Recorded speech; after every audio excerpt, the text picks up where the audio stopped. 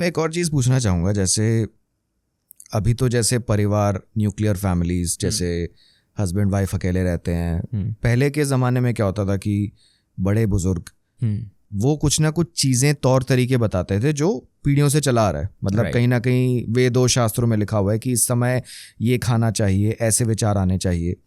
वो चीज़ अब है।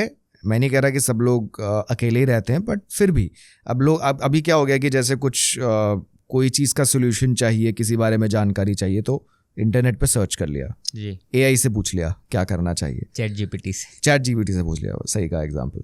सो उस चीज़ पे मैं कहना चाहूँगा, क्या जो आपका इनिशिएटिव है गर्भ यात्रा, मैं उसके दोनों चीज़ों को सिंक में रख के पूछना चाहूँगा, वो कौन से विचार होते थे जो बड़े बुजुर्ग हमेशा से कहते हैं कि क्या प्रिकॉशंस रखने चाहिए?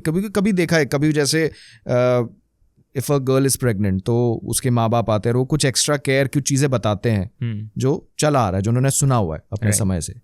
उस पर हम थोड़ा अगर और उस पर चर्चा कर सकते हैं। अगर नॉर्मली हम देखें, ज़्यादातर बिकॉज ऑफ वर्क हम ट्रैवल कर रहे हैं, राइट। और ये ट्रैवल सिर्फ आज नहीं शुरू हुआ है। हमारे दादाओं के दादाओं ने भी कोई गांव छोड़ के दूसरे गांव में गए या कहीं और गए। सो मुझे लग रहा है ये पहले से ही चला आ रहा है।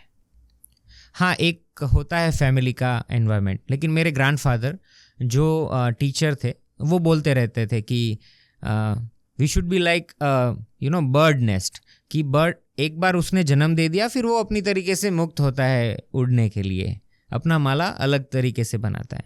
तो आज के टाइम में जब एक टाइम की नीड है, तब दो लोग काम करते हैं, या काम की वजह से एक व्यक्ति को कहीं दूर जाना पड़ता है फैमिली के, तो बिकॉज ऑफ टेक्नोलॉजी फिर भी ईज़ है, लोग इजीली बात कर लेते हैं। पहले तो पत्र लिखना पड़ता था, लिखा जाता, अब एक कॉल कर देते हैं, तो बहुत सारी चीज़ों के कन्फ्यूजन वैसे ही क्लियर हो जाते हैं।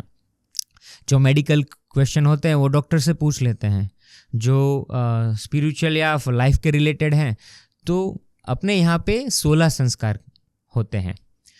तो पहला संस्कार ही गर्भाधान संस्कार जिसको बोला जाता है, और 13वें संस्कार पे लग्न संस्कार, जो शादी होना भी हमारे वहाँ पे संस्कार होता है, माना जाता है।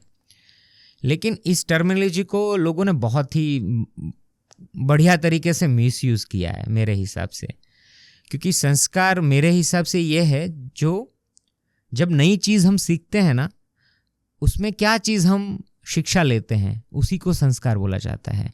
जैसे बच्चा हमको करना है, ये सोच आई इस दुनिया में लाना है, तब कैसे कैसे लाइफ होनी चाहिए, क्या सोचना चाहिए, तो आपको किसी ने समझाया, गर्भाधान संस्कार हुआ, उसमें आपने विधि की, रिचुअल्स किए, फिर आप वैसे हमारे यहाँ पे नामकरण भी एक संस्कार है। हाँ, नामकरण। तो नाम का क्या महत्व है, 11वें दिन पे होता है, छठी होती है हमारे यहाँ पे, फिर विद्यारंभ संस्कार होता है।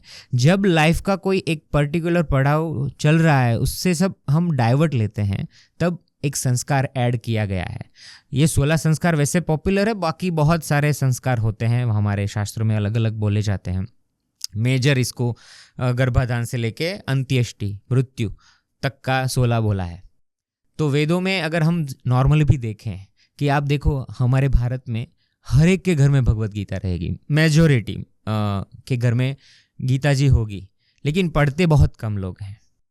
yes. तो एक नॉर्मल टेंडेंसी क्या है कि सेल्फ लर्निंग, आजकल के अगर हम इंजीनियर्स, मैं एक इंजीनियर हूँ, तो मुझे लगता है कि सेल्फ लर्निंग ही best way. You are also same category.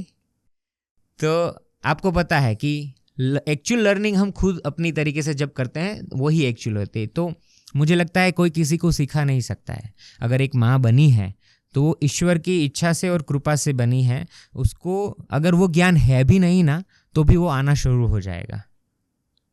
जब यहाँ तक कि मैंने एक्चुअल लोगों से पूछा है और लोगों के एक्सपीरियंस ये रहे हैं, जब प्रेगनेंसी प्लान करते हैं ना, बच्चा यहाँ पे आया भी नहीं है, अभी कंफर्म भी नहीं हुआ है, उससे पहले से ही माता को एक फीलिंग आना शुरू हो जाता है। वेद शास्त्र के अनुसार तो एक आत्मा, एक सोल हमारे आसपास आना शुरू हो जाता है, डिपेंडिंग ऑन योर कैपेबिलिटी। हमारा जो बिहेवियर, लाइफस्टाइल है, हमारी थॉट प्रोसेस है, उस हिसाब से हमारे पास एक आत्मा अवतरित होती है, ये समझाया जाता है। लेकिन अगर हम साइंटिफिकली भी मैं आपको बताऊं, आपको अगर एक कार लेनी है BMW और ये आईफोन लेना है, जब आप सोचना शुरू कर देंगे ना कि मुझे खरीदना है आईफोन, तब आपको हर एक जगह पे वही दिखना शुरू हो जाएगा। ये कॉमन टेंडेंसी है, आप बाइक लेना चाहते हैं तो वही बाइक आपको रोड पे दिखेगी। तो मुझे लगता है कि जब न्यूक्लियर फैमिली है तो एक माँ को टेंशन लेने की कोई ज़रूरत नहीं है। बहुत सारे रास्ते हैं। जो ऑलरेडी प्रेग्नेंट हो चुकी हैं, ज़्यादातर शास्त्रों में तो जो समझाया गया है, जो 7वें महीने पे सीमंत विधि होती है, जब उसके बाद महिला अपने माता पिता के घर जाती है, ये एक हमारे यहाँ पे ट्रेंड है।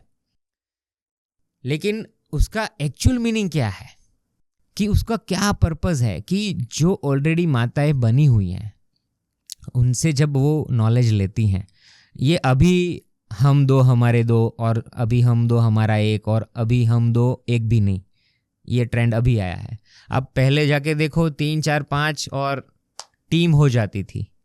अब उसके सामने कोई एक्सपीरियंस हो सकता है? बताओ आप मेरे को। तो